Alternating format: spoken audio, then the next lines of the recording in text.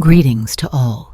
May God's mercy, peace, and blessings be upon us all, with humble supplications to the truth of our Master, the possessor of knowledge, Master Sayyid Mustafa Altun.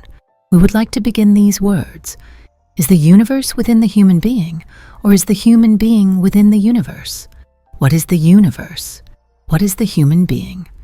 Before delving into these matters, we would like to begin with a brief touch on the question, what is the reality of knowledge, and how can it be attained? Because in order to open this subject on the dimension of meaning, it is necessary to mention the foundational stones of the path of Melamed, which is a path of secrets, at least as much as we are permitted to unveil. What is ultimate truth? What is meant by the reality of knowledge? This is a search for such a truth that it requires proof, and it demands witnessing. There are so many schools of thought, ideologies, isms, opinions, and viewpoints that if one is not endowed with true discernment, and if one does not have a true guide, he cannot find the way or reach the reality of knowledge. Why then is a guide needed? According to some, it is the need for a spiritual, trustworthy teacher to teach the essentials of religion. For others, it is the need for someone to show the way to salvation from hell and the path to reach paradise. And thus begins the chain of seeking. At this stage, certain inherited or institutionalized paths can enter the scene, but instead of connecting the seeker to God, they may bind them to themselves, making them perform spiritual connection to the person instead of the divine. This casts a shadow upon the divinity of God and leads to layers of association. The acknowledgement of God's incomparability is forgotten, and the realization of the oneness is never truly entered. While God never shared his godhood with anyone, in certain spiritual paths this issue of attachment to the self has not been properly clarified, resulting in confusion and ambiguity. Even though there are truly realized spiritual paths that are conscious of divine oneness, they often remain hidden and veiled. From this confusion and spiritual chaos arise systems such as atheism, deism, and other ideologies. As the human intellect, particularly the intellectual mind influenced by modern science, begins to question, people see God portrayed in countless forms, shaped according to each individual's perception or imagination. Without understanding true divine unity, they often reject the idea of God altogether, believing in his non-existence. These are among the reasons for the current spiritual crisis and disorder. Melamed is the path of truth that enables the realization and living experience of God's existence and oneness, knowing God through God, with God, within oneself. As stated in the verse, we are closer to you than your jugular vein. This knowledge leads one to the springs of inner knowledge, beyond the limitations of religion, uniting all paths in essence. It harmonizes transcendence, immanence, and divine unity, leading to the one and only. This consciousness and living reality of unity is the core of all search, the essence of all solutions, and it is of the utmost importance. That is why, in the Quran, God asks, "Do you not think? Do you not reflect?" Addressing those whose minds are bound to the physical world, even this worldly mind has two forms, those who are capable of understanding and those who are not, those who can perceive truth and are destined to find the perfect master by the divine decree, eventually reach him. Upon receiving the sacred breath, if they surrender fully with loyalty and patience, their journey of self-effacement in God begins. On this journey that begins with the intellect, one ultimately leaves the intellect behind. The limited intellect is abandoned at the boundary of the ultimate limit of divine ascent, the point where the Archangel Gabriel himself said, "I cannot go any further. I would be consumed by fire." From there, the spiritual journey continues, and as the self becomes spiritualized, the intellect is also elevated. It transforms into enlightened forms, such as sound intellect, afterlife-focused intellect, universal intellect, and primordial intellect. Look carefully. This journey is not about attributing reality to your illusory, imagined self, nor is it about absorbing God into your false sense of existence. It is the journey of annihilation in God, of becoming nothing. In many other spiritual trends or schools, the focus often lies on how to become a better version of oneself, how to be happy, or how to feel good about oneself. But these pursuits are far removed from the essential divine purpose of creation, which is to be known. So many paths mislead with slogans like, "Be kind to yourself, know yourself, love yourself," presenting themselves as spiritual, when in fact they nourish the ego to such an extent that people begin to believe God was created for their own fulfillment, rather than them being created for God. They hug trees, they hold animals, but they rarely ask about the one who sustains them all through his name, the ever-living. But where can these superficial connections really lead a human being? Unless one reaches the essence, the reality, one cannot understand the true purpose of their creation. They will continue to be occupied with temporary solutions, and when they realize that nothing inside them has actually transformed, they will fall back into those same inner afflictions. The spirit that sustains all through life is one. It manifests through different bodies, but remains eternally one. The visible and the invisible are encompassed by this one. God was, and nothing was with him, not as a memory, but as an eternal truth. All that is created comes from the one and returns to the one. Then what is this dispute of I and you?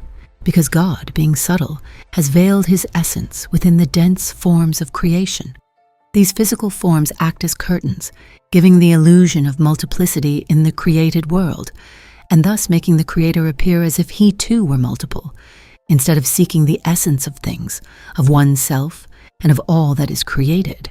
People remain attached to the decorated shadows of existence, entangled in the veils of illusion. Unity means to make one, but this oneness is not like the unity spoken of by people when they say, "Let us gather in a circle and become one." This is oneness in essence, not in form. In form, there is multiplicity. In essence, there is only one. Such a truth can only be realized, experienced, and internalized on the path of Melamet, under the guidance of a perfected human being. Now let us return to the essential question. Is the cosmos within man, or is man within the cosmos? What is the universe? What is man? To truly answer this question, one must first understand the divine system in its totality. The essence of all knowledge is divine knowledge, and divine knowledge is subject only to the one, who is life. As Allah says in the Quran, "We offered the trust to the heavens, the earth, and the mountains, but they refused to bear it and were afraid of it. But man bore it. Indeed, he was unjust and ignorant." 33:72. These divine trusts are the affirmed attributes of God: life, knowledge, will, power, hearing, seeing, speech, and creation. And who is the one human being who can carry this trust in full? It is none other than the perfected human, the secret bearer who appears once in every century. Thus, only he can fully bear and manifest the divine attributes in their complete form. Our noble master, who initiated the era of miracles of knowledge, said, "Man is obliged to discover and unveil the truth of divine knowledge within himself." Those who receive his breath, his spiritual transmission, as they progress toward annihilation in God and transcend their egoic identities, are bound by this sacred responsibility. It becomes a divine obligation upon them to strive in this direction. This path does not enslave the mind.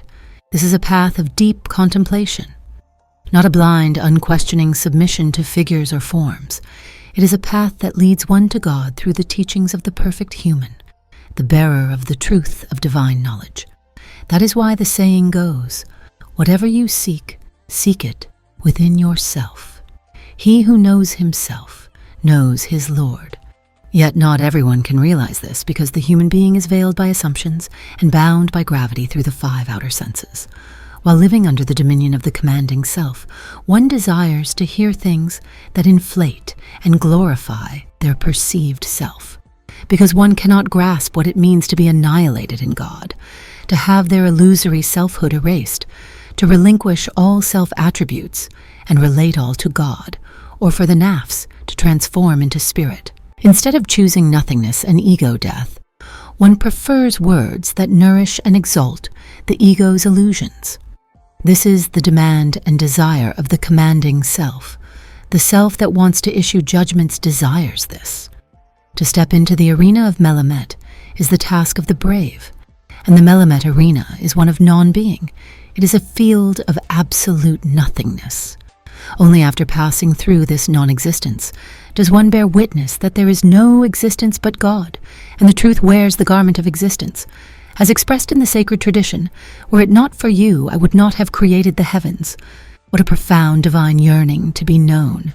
He created the perfect human for himself and entrusted him with the deposit of the divine names, a trust referred to as the soul, the spirit, and the affirmed attributes: life, knowledge, will, power, hearing, seeing, speech, and creative power. And what kind of entrustment is this if the perfect human is separate from God? Of course not, for God was, and there was nothing with him. And even now it is so. Let us not forget the Hadith and the verse that confirms it from Surah Al-Hadid 57:3. He is the first and the last, the manifest and the hidden, and he has knowledge of all things. This affirms the oneness of being. Existence is one. This one being must have undergone a descent by divine permission. And to express it briefly, let us touch on the theory of descent. From the station of the light upon light, there is a descent into oneness, where the spirit is spirit upon spirit. Here, the affirmed attributes emerge, and in the first determination, the one speaks the name of the light of Muhammad, the first manifestation of his self-knowledge. Following this, in the second determination, further descent occurs, as the pure subtleties of this light become denser and more qualified through attributes. From here, through the fixed archetypes, the divine names and lordly attributes become formed in knowledge, and through the world of power, descent continues to spiritual realm and material realm, where the divine becomes the manifest. Thus, there is no duality here. This is the descent from the absolute divine essence to the egoic appearance, the divine self, putting on the garment of existence embodied in the human form through his perfected attributes in the perfect human. The hidden divine identity descends from its essence to its attributes, assuming apparent limitation in various stations and names, yet all of it remains divine self-disclosure.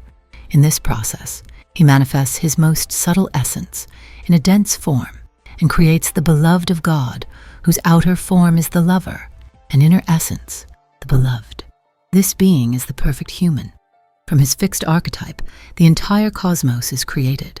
Hence, the universe is contained within the inner realm of the perfect human, and at every moment it is reflected onto the outer realm from his being. Like a projector illuminating a screen, the manifestations seen in the world are reflections of the intense divine light of the perfect human.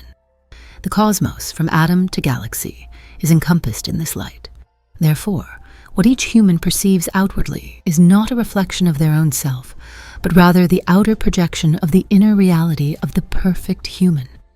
The reason we mention the stations of existence here is to emphasize that there is no being separate from God. What appears to be multiplicity is merely the manifestation of the divine light, descending in intensity so that it may take form and appear in different realms and degrees of existence. Yet this descent and apparent diversity do not disturb the oneness of existence.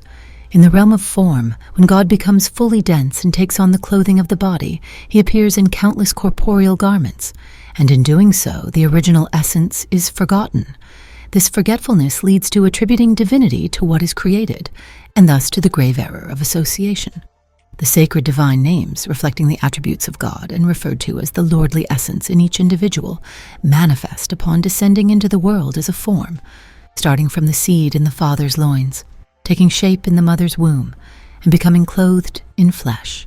But once they become embodied, these divine names remain hidden as inner spiritual realities. Thus, the created being mistakenly assumes itself to be a separate existence from God, projecting its inner dimension onto the outer world, thereby obscuring God's divinity through the veil of selfhood and entering into hidden association of partners with God. As the Quranic verse in Surah Al-Nahl 16:17 says, "Is the one who creates like the one who does not create? Will you not then reflect?" This should be deeply contemplated. Imagine someone looking into a full-length mirror. When the mirror shatters, they continue to see themselves in each fragment. Similarly, in this world of multiplicity, God appears through various corporeal garments, colored differently and embodied as dense. It is this multiplicity that makes the one appear as many. Yet it is the polished mirror, the beloved of God, the perfect human through whom God reflects his essence. All these fragmented reflections are but shadows and illusions, yet within these illusions lies the hidden truth. What is truly intended to be conveyed here is that the entire cosmos is enfolded within the perfect human, and at every moment, with each divine activity, God manifests his names, attributes, and actions from the inner dimension into the outer realm. This is lived and tasted within the spiritual intoxication of Melamet as a divine delight. And the one who tastes this delight of the divine names is none other than God himself, manifesting through the names of the perfect human. The entirety of the realms mentioned above is gathered and encompassed in the perfect human. This divine descent into the world is narrated in Surat al-Tin.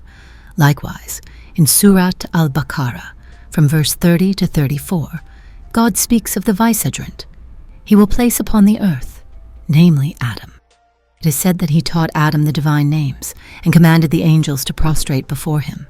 Following this, from the fixed reality of that Adam, who is the initial perfect human, the divine names that were intended in divine knowledge manifest into form.